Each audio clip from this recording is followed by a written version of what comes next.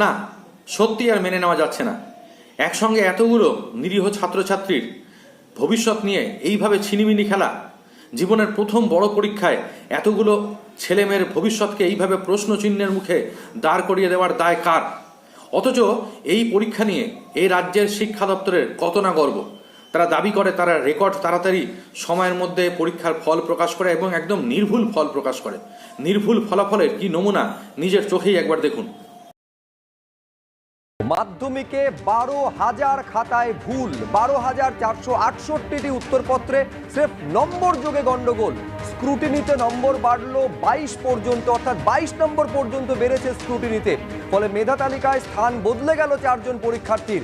প্রথম 10-এর মেধা তালিকায় ঢুকে পড়লো আরো 7 জন। কৃষ্ণেন্দু অধিকারী আমাদের প্রতিনিধি আরো বিস্তারিত বলবেন। কৃষ্ণেন্দু, তার মানে 12,000-এর মতন, 12,000 আরো নির্দিষ্ট করে বলতে গেলে 12,468টি উত্তরপত্র স্রেফ যোগ করতে গিয়ে ভুল হয়েছে বলে জানা যাচ্ছে। আমি বলছি, পর্ষদের পক্ষ থেকে এই বক্তব্য বারে বারে রাখা হয়, রেকর্ড সময়ে তারা মাধ্যমিকের রেজাল্ট আউট করছে। এই যে এত বড় গন্ডগোল, 12,000 খাতায় ভুল, তার কি ব্যাখ্যা পর্ষদের? এটা ঠিক যে জীবনের প্রথম বড় পরীক্ষা, লক্ষ লক্ষ ছাত্রছাত্রী পরীক্ষায় বসে এবং সেই পরীক্ষার মূল্যায়ন নিয়ে রীতিমতো প্রশ্ন উঠছে।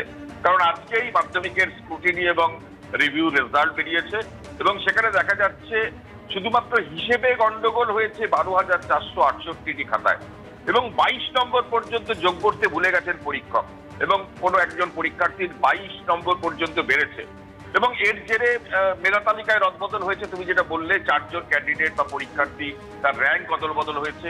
7 জন পরীক্ষার্থী নতুন করে মেধা তালিকায় অর্থাৎ প্রথম 10-এ ঢুকে গেছেন এবং প্রথম 10-এ 57 জন পরীক্ষার্থী ছিলেন, এবার 64 জন হয়ে গেছে। এবং আজকেই স্ক্রুটিনি এবং রিভিউর ফল প্রকাশিত হয়েছে। মধ্যশিক্ষা পর্ষদ বলছে এটা কাম্য নয়। 63,000 খাতার মধ্যে 12,000 খাতায় ভুল, কিন্তু 12,000 সংখ্যাটা কম নয়। 12,000 খাতায় সেখানে ছাত্রছাত্রীদের শুধুমাত্র নম্বর যোগ, পরীক্ষক যে নম্বর দিয়েছেন সেই নম্বর যোগ করতে ভুল হয়েছে পরীক্ষকদের এবং তার জেরে স্ক্রুটিনি করতে দিয়েছেন পরীক্ষার্থী এবং স্ক্রুটিনি পড়ার পর দেখা গেছে 12,468টি খাতায় নম্বর পাল্টে গেছে। এবং মাধ্যমিকের আজকে মধ্যশিক্ষা পর্ষদ আগামী বছরের মাধ্যমিকের দিন ঘোষণা করেছে 10ই ফেব্রুয়ারি, কিন্তু এই পরীক্ষা যেটা 2024 সালে যে পরীক্ষা হয়েছে, যে পরীক্ষার রেজাল্ট বেরিয়ে গেছে এবং সেই পরীক্ষার রিভিউ এবং স্ক্রুটিনির রেজাল্ট আজকে প্রকাশিত হয়েছে এবং তাতে দেখা যাচ্ছে দিনার খাতায় কিন্তু ওলটপালট হয়েছে। সুতরাং যে মাধ্যমিক পরীক্ষা নিয়ে এত গরিমা, যে মাধ্যমিক পরীক্ষা জীবনের প্রথম বড় পরীক্ষা, 10 লক্ষ বেশি ছাত্রছাত্রী পরীক্ষা দেয়, সেই খাতার মূল্যায়ন নিয়ে রীতিমতো প্রশ্ন উঠে গেল যে ছাত্রছাত্রীরা যারা পরীক্ষা দিয়েছেন, 2রা মে রেজাল্ট বেরিয়েছে, তাদের যে নম্বর সেই নম্বর ওলটপালট হয়ে যাচ্ছে স্রেফ পরীক্ষক নম্বর যোগ করতে ভুল করেছেন বলে। যদিও মধ্যশিক্ষা পর্ষদ সাফাই দিচ্ছে যে বহু উত্তরপত্র আছে, 63 লক্ষ উত্তরপত্র আছে, তার মধ্যে 12,000 খাতায় ভুল হয়েছে, এটাও কাম্য নয়। কিন্তু একটা প্রশ্ন অবশ্যই উঠবে যে ছাত্রছাত্রীরা প্রথম বড় পরীক্ষায় পরীক্ষা দিয়েছেন, সেই পরীক্ষার নম্বর ওলটপালট হচ্ছে এবং তার রেজাল্ট আজকে প্রকাশিত হচ্ছে এবং যার ফলে মেধা তালিকা এবং র্যাঙ্ক সব ওলটপালট হয়ে গেছে। ধন্যবাদ কৃষ্ণেন্দু।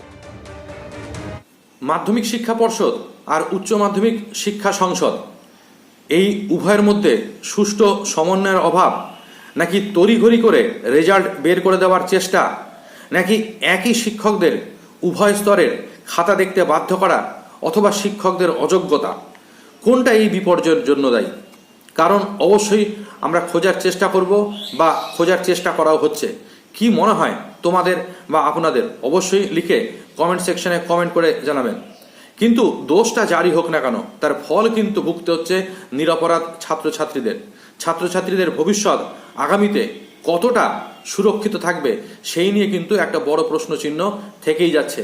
তার কারণ যে পরিমাণ ছাত্রছাত্রীর খাতাতে ভুল ধরা পড়েছে তা হয়তো অসংখ্য ভুলের মাঝখানে সামান্য কিছু উদাহরণ। এরকম আরও কত ভুল না থেকে গেল তাদের খাতাতে, এই নিয়ে কিন্তু প্রশ্নচিহ্ন উঠতে শুরু করেছে।